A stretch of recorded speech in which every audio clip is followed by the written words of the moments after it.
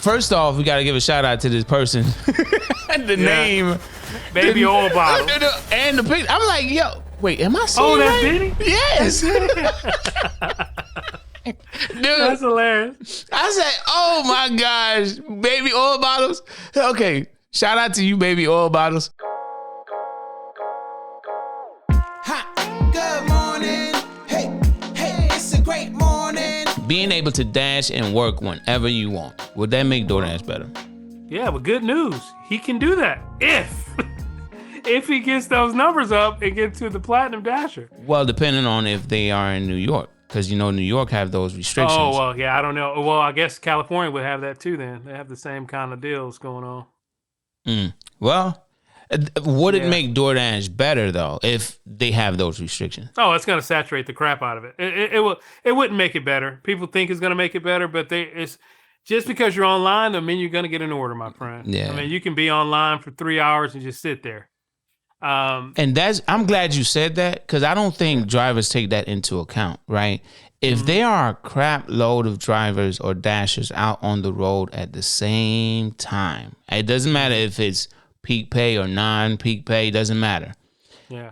They got to go through the cycle. Like if everybody's around your area, they're going to go through the cycle of dashers. Right? Yep. It may not get to you or it may get to you. And when you do get an offer, that offer, it may take you another 45 minutes to get another offer because they got to go through the cycle.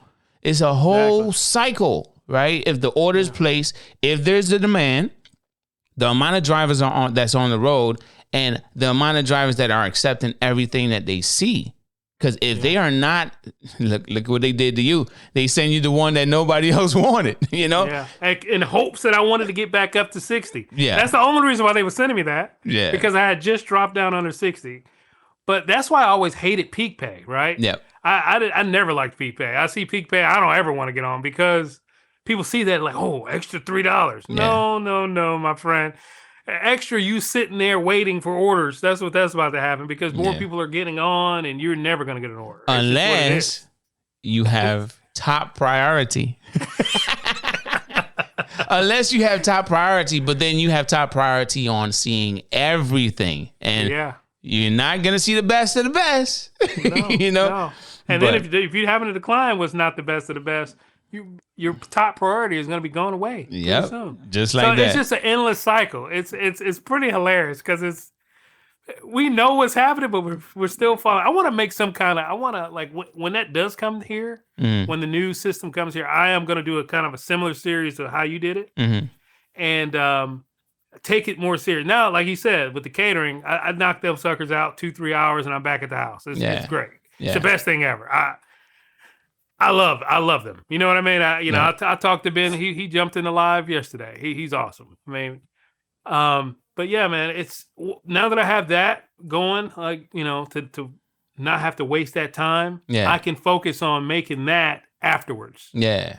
So to really see what's happening, because I know what's happening, but to document everything that's happening so people can see it. So.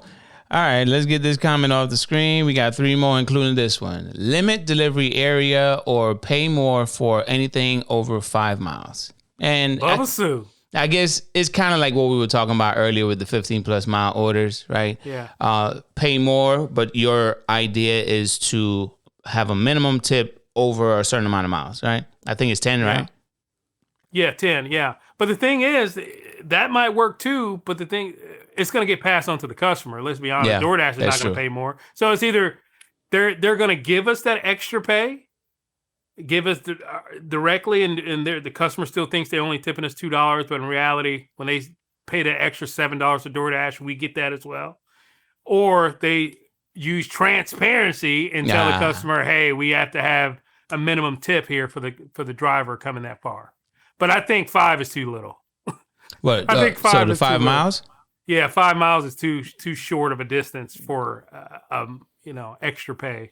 Can you imagine if your area is not Bubba Zoo?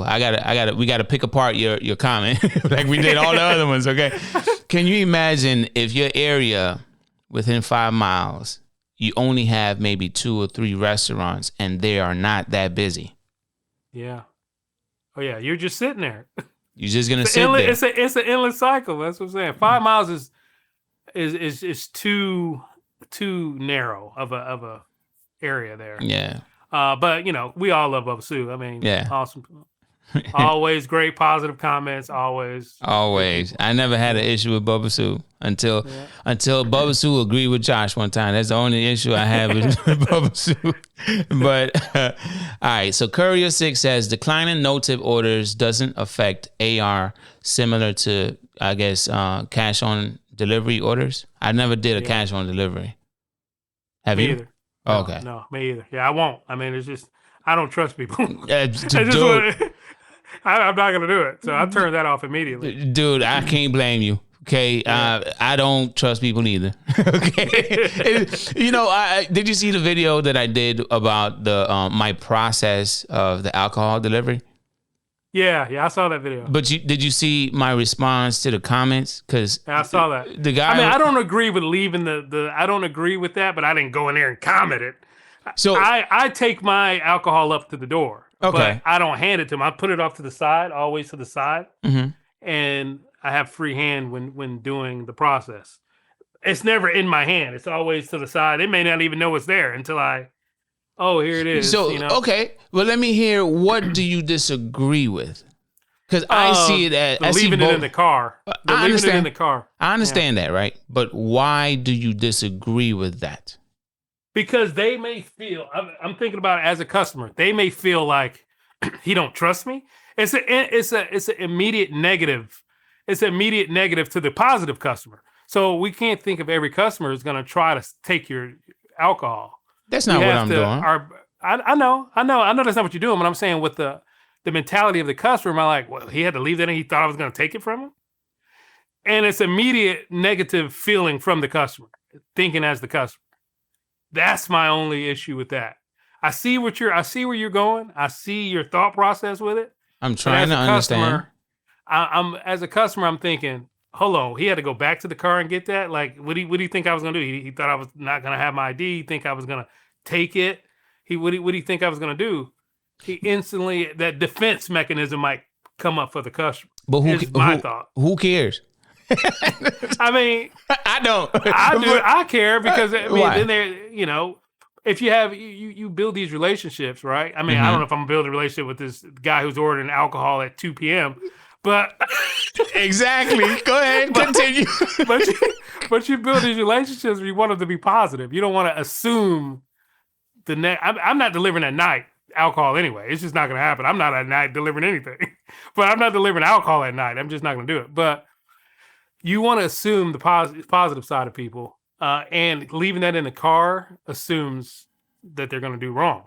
That's just what it assumes. See, in their mind. See, I know where you're going. I understand what you're saying. Yeah. Well, I already explained myself in the video, but yeah, I saw it. Yeah. But I like the video. But what I'm saying is like, it's almost like, have you ever been in a situation where a person just automatically assumes the negative when it had nothing to do with it? Like, for instance, if I deliver to you, remember the time, I'll call this a pandemic, not the whole COVID thing, but when almost every customer felt like, oh, you mess with my food, like they like, I'll never forget, I had a few customers, it kind of almost pissed me off, because I'm like, because your bag ripped a little bit, you think I'm messing with your food, bro? Yeah. No, I ain't touch your food, right? So it's like, why would you just assume the negative that because your bag is ripped a little bit?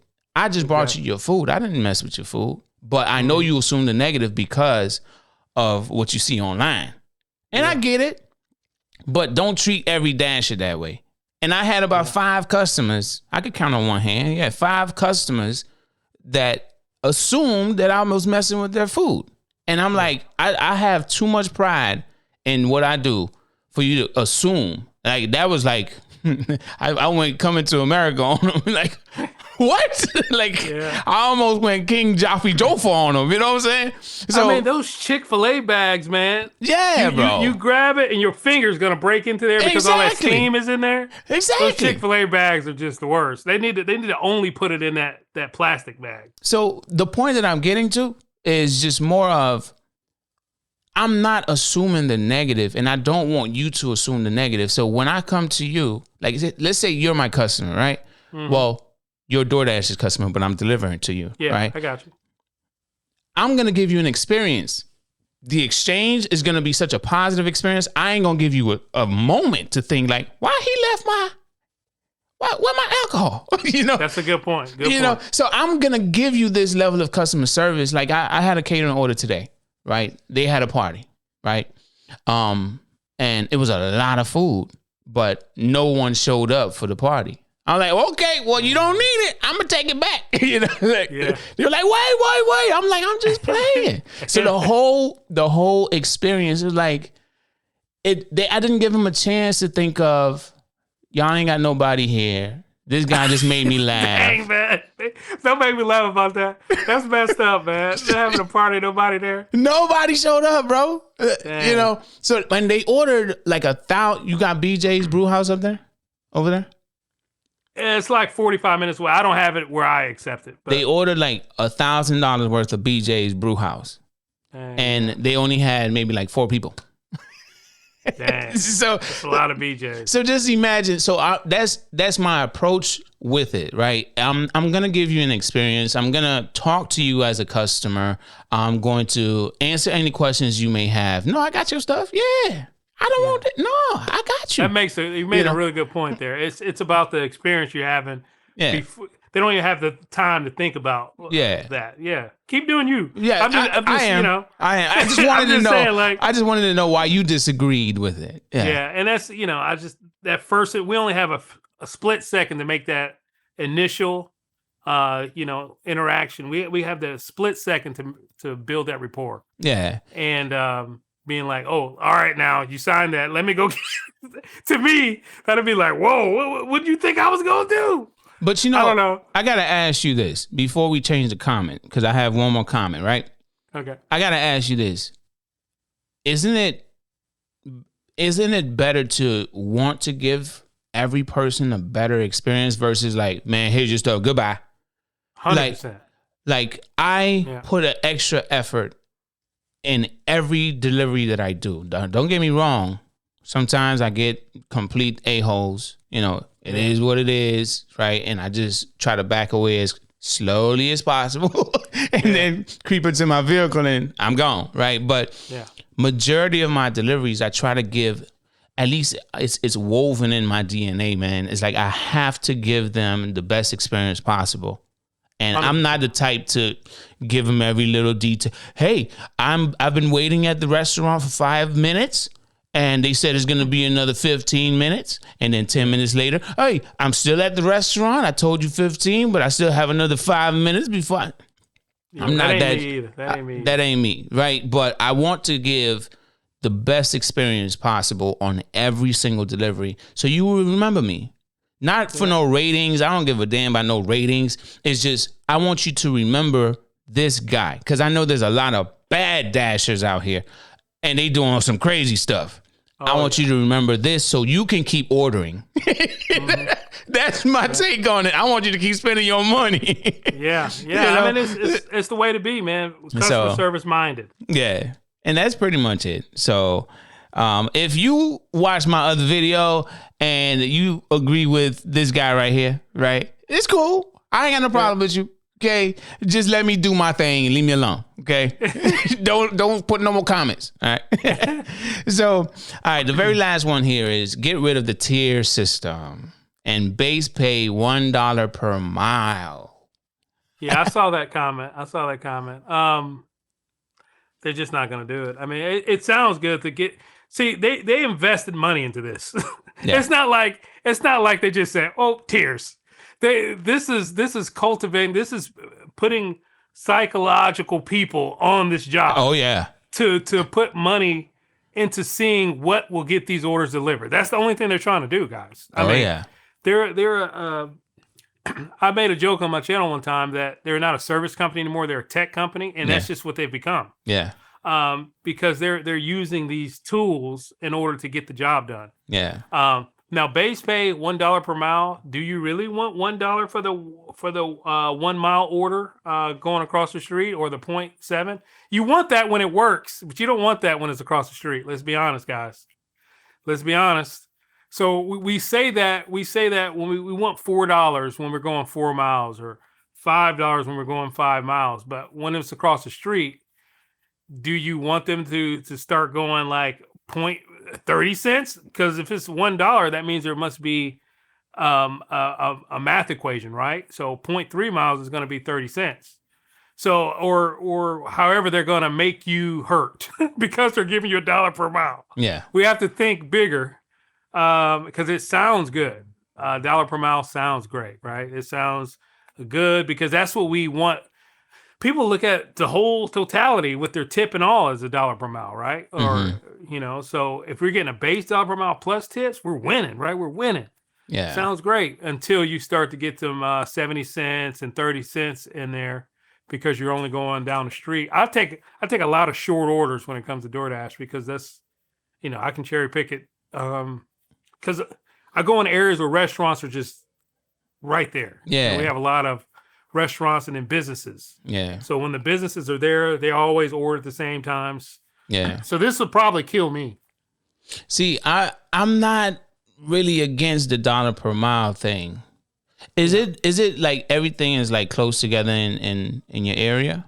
No, I mean where I elect to turn on my dash is in a place called Elmwood where we have restaurants on both sides of the street.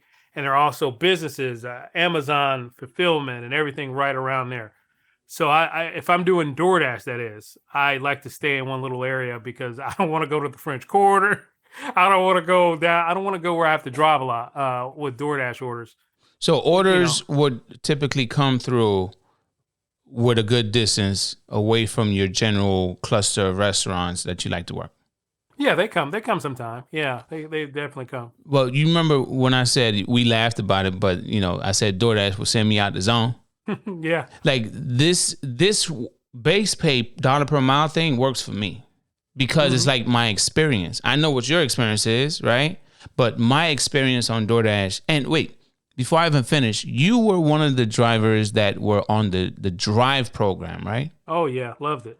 And a lot of drivers don't even know what the hell that is. Yeah, it was so great. I loved it. So I've never been on the drive program. A lot of people try to coach me and tell me, oh, this is what you got to do. And I did that and it just never happened. So I just say, whatever. Forget y'all. Forget that. I'll just find a catering app. And I did. Right. So the $1 per mile thing, I can agree with it. I don't care for the tier system. I hate, and I know hate is a strong word, but I hate the tier system. Even though I am an elite driver, would deliver that and delivered, right? I always cared for, listen, I don't want to be different than everybody else. I want to fish for my fish. I want to catch my fish. You know what I'm saying? Just like everybody else. And when I catch it, I be like, nah, boo boo. I caught it. You didn't. You know what I'm saying? Yeah. Like, I'm competitive like that. And I think that's where my youngest son get it from, because he's super competitive. He cries if someone catches the ball on him. Like he don't like that. But the thing is like, I see it as the $1 per mile thing with me getting these long distance orders that nobody else wants. Sometimes they're 19 miles away, bro, from my cluster and that may be about 8 to 10 miles outside of the zone. Okay. You know what I'm saying? So it's like the $1 per mile thing works for me, but the tier system, I don't want to feel different than everybody else. But I also understand from DoorDash perspective, let's make them feel like they're different than everybody else because people have egos, And if I'm a platinum, remember when Top Dasher, bro? Like, I'm a Top Dasher. I never even got to that. I never was a Top Dasher. Not one time. But let me add something to this base pay thing, okay? Mm-hmm. One question. Who do you think is paying it? It's the customer. Yeah. So if you're going to be going far like that, wouldn't it be best to just be transparent and ask the customer, tell the customer, hey, this percentage of this tip, this mandatory tip over this certain amount of miles is going to your driver. It looks like it's going to be like a service fee or something like that under the customer. They don't know that's going to the driver. So guess what? They're still gonna, it's about, I don't know. I see both sides of it because, I'm a debater. I can see both sides of most things. Yeah. I can debate with the best of them. So I can see both sides of most things. I see both sides of this for sure. I think it will hurt because the customer will have a big fee and they won't know where it's going. Yeah. If they say this is, they have to label it correctly. And they don't know what the experience would be like with that dasher. Correct. Yeah. So I understand where you're going with that, right? Yeah. It's not just about the experience, but I call the experience the entire thing. Restaurant connected to dasher, connected to the customer service they receive.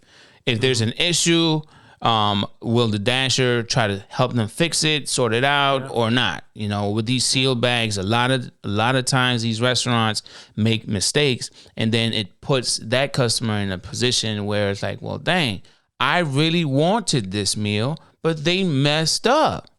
And I know you drove 15 miles. I tipped you accordingly. At least I felt like I did. And you still showed up with half my stuff. I can't trust you. I can't trust the restaurant, and I can't trust DoorDash. So it's like I understand where you coming from, bro. In all reality, will we get any of this stuff that I put up on the screen? We might not at all. But with how DoorDash has been doing things, maybe. Maybe because they're changing quickly too. Yeah. That's the thing. It's not like taking months. And before, like you said, the whole experience. Yeah. It starts with the ease of use of the app, right? Yeah. So DoorDash has the best app. Yeah. So when it as far as showing things you've ordered before, hey, you might want to try this. Yeah. They have the tech down, right? So it starts there, and then the restaurant, and then the customer service, then all that. So have you tried to order on Grubhub? The app is clunky, bro. It's just it is. You don't know where it is. Some stores are closed. I mean, it's just weird. So it starts with the app, and then I think they're gonna progressively get better on delivering on things we need.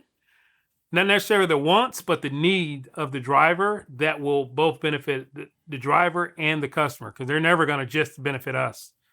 They're a business. They're never going to just benefit us. So as long as we keep that in mind, we can expect, I believe, positive changes in the future, because I think they're already trying to change positively, not putting all that weight on the acceptance rate anymore with the new point system. I think they listened.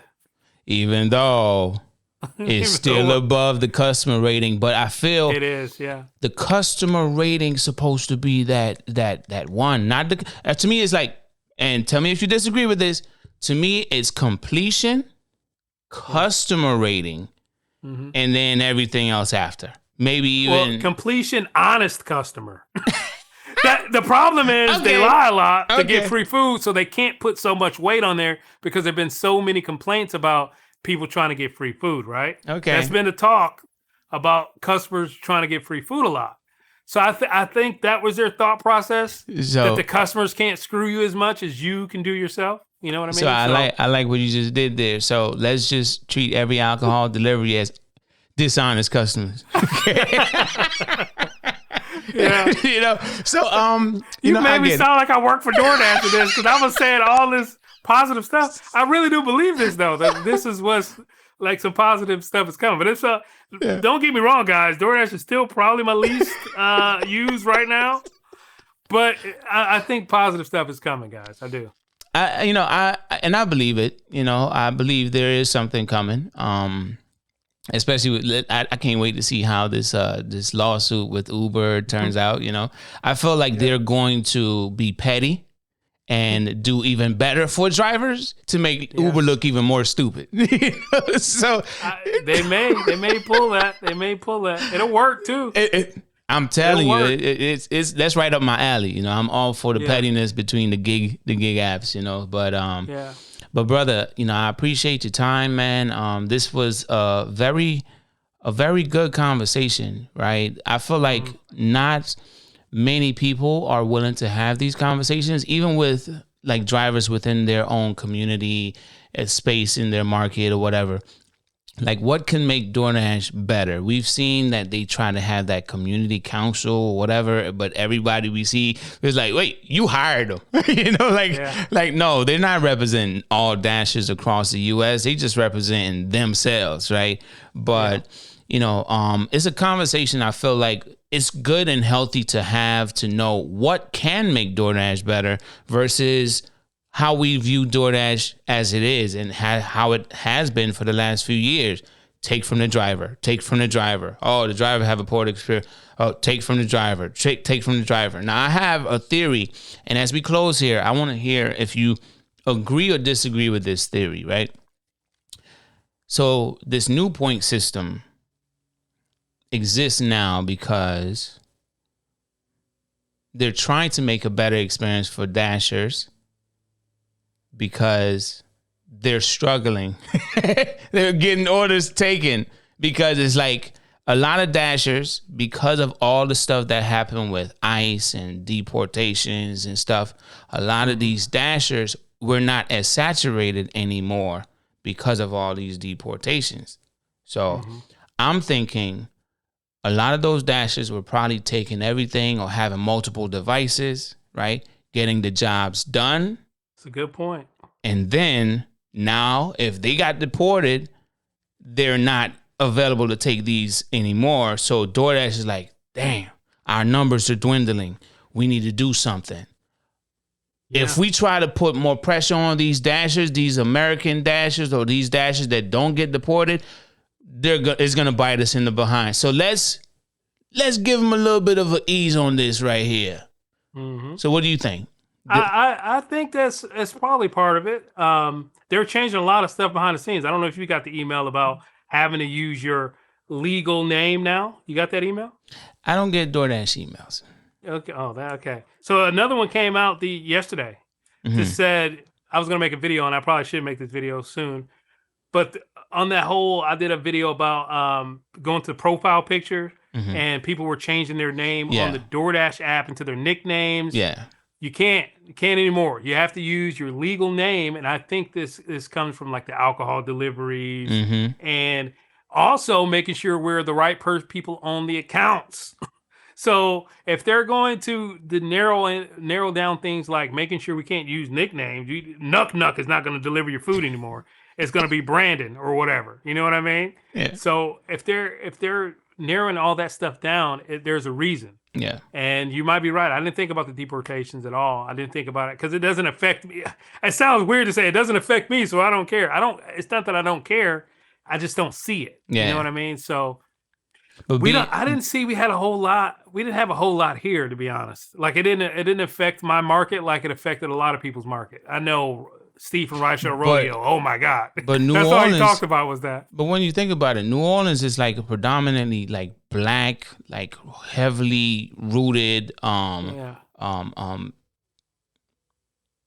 the whole area is like there's a lot of like blackness there. You know, even Creole even the whites got some black. To be honest, it's like the Creole, the mixture. But even with the Super Bowl, right? Yeah. I looked at this. I watched the Super Bowl and I said, "Yo, they didn't even do the regular Star Spangled Banner." Yeah, that makes sense. I didn't think about that, but everything about it was just like, "Hey, hey," and I'm like, I'm sitting there watching, and I'm like, I wish I was there. You know. So it's like I'm in Miami. There's a lot of like immigrants here, right? Yeah. A lot of that I see. So what they were dealing with in Chicago with immigrants and what the news made it seem to be like the Venezuelans was doing some stuff over there. Yeah. And then I saw real video from real phones of Chicagoans. That's what you call them? Chicagoans? I know they call them Miamians here. Chicagoans. Yeah, but, I guess. If you from Chicago and I said it I don't wrong, even know my what that- apologies. I don't even know what that would be. Yeah, that makes sense. But you know, Giganders, probably. I don't maybe. know. But when I saw a video and they showed the truth, where like the Venezuelans wasn't taking over, like the news made it seem like they were, right? These things, it just, I understand where you're coming from. That's my point. Mm-hmm. In New Orleans, there's a lot of blackness, right? Yeah. Here in South Florida, there's a lot of Hispanic. Right, a lot of Hispanic, and when I say Hispanic, I ain't just talking Cuba. They got every type of Hispanic here. They do, yeah. Like there's like this is like I call Miami the melting pot compared to New York. They call New York the melting pot. You got everything up there. Miami too, you know, like it's a lot of different types of Hispanics here. So I expect to see a lot more here versus you would expect to see in your area, you know? Absolutely, so yeah. cool. Like I understand it, but I just wanted to have this conversation with you, brother, because a lot of things are happening. We don't know why they're happening, but any positive that we could get out of it or we could see down the road, any conversations I could have with someone that we could align in some way. I can't have this conversation with just anybody. Right. Yeah. And watching your video, I'll be honest and tell you straightforward. When I watched your video and I saw you talk about the point system, I was like, okay, Nola, you know, like I was like, oh man, that's good to hear some positive. Right. Yeah. Because It gets so overwhelming all the time. All the negative stuff. It killed the gig space. But you let's be honest, the gig space is. It did. But you know what annoys me about it? What annoys me about it is, just to keep it brief, is if you hate it so bad, why you keep turning it on? That's as brief as you can get. I swear, man. I'm like, yo, why are you here if you don't want to be here? It's a dopamine hit. It really is. Like hearing that DoorDash, even their psychologists even got that chime down to hit your dopamine. Yeah. That ding-a-ling, it's a sensory. Yeah. When you hear that, you're like, oh, you want to hear it again. It's just it's a weird thing, man. You know, it's addiction. It's addiction. I believe it. I'll never forget, like when I was operating from one phone, it's like I knew DoorDash's orders are gonna be trash in my area, but I still want to see it. What is it? $2. Yeah. I knew it. I go back again to the other screen. Ching ching. I want to see it. $2. Like I knew. You just hope to see catering bag required or something. Even with that, I don't hope to see that because I've been burned on that. So I don't even care for catering bag required. I just rather not turn it on, brother. I just rather not, because I hear you know, that's just what it is. But I am planning to get ready to like turn it back on. I want to see what the experience is like. I like to take a little break from it. I don't want to be deactivated from it, but I like to get the experience to see how much has it changed, and then it'll make good conversation, you know, or good content. So I look forward to the content that you said you're going to be doing. You said you're going to do a little bit of an experiment type of thing. When it launches here, I'm definitely going to do it, 100%. Yeah, I can't wait to see that, man. I tune in, and when I can, I have a lot going on. That's not an excuse, but I literally am the only child between both parents, and they want me to do everything for them. And I have 2 kids. They want me to do everything for them. My wife, she's not really available like that, and then she still wants my attention. You know, so I'm being live pulled. it up, man. It sounds like that's an absolute blessing. Both parents still here. 2 kids, blessing. Live it up, my friend. Yeah, it is. I'm not complaining. That's not what it is. It's just sometimes I could hop on as quickly as, yo, you might see, I put that in the text, right? But then I'm getting the call right after, so I ain't even in the party. You know, so shout out to you, man, for just staying as positive as you can. And shout out to you for joining me here on the podcast. Josh it's difficult to get Josh on, and moving forward is just going to be me until Josh is able to get on. But, you know, so expect more content from me. I'm going to be dropping as often as possible. I have a lot of stuff already pre-planned. So that's it. Do you have any last words for the audience? No, man. Thanks for having me, and shout out to you.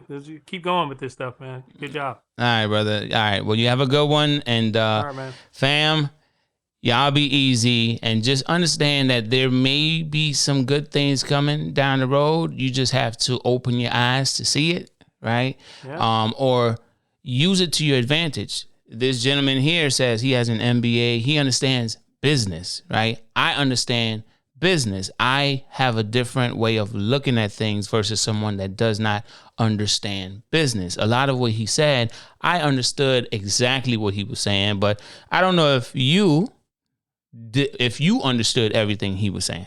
But in the end, if you can see the beauty in things, you can then figure out a way to use it to your advantage. If you won't see or can't see an advantage point or a vantage point, that's what they call it, right? A vantage point, then you may have to choose another route. But if you could find a vantage point, then use it to your advantage. That's it. That's all I really got to say. So y'all be blessed. Stay safe on the road, and we'll see you in the next episode. Come on, Nola. Deuces. Deuces.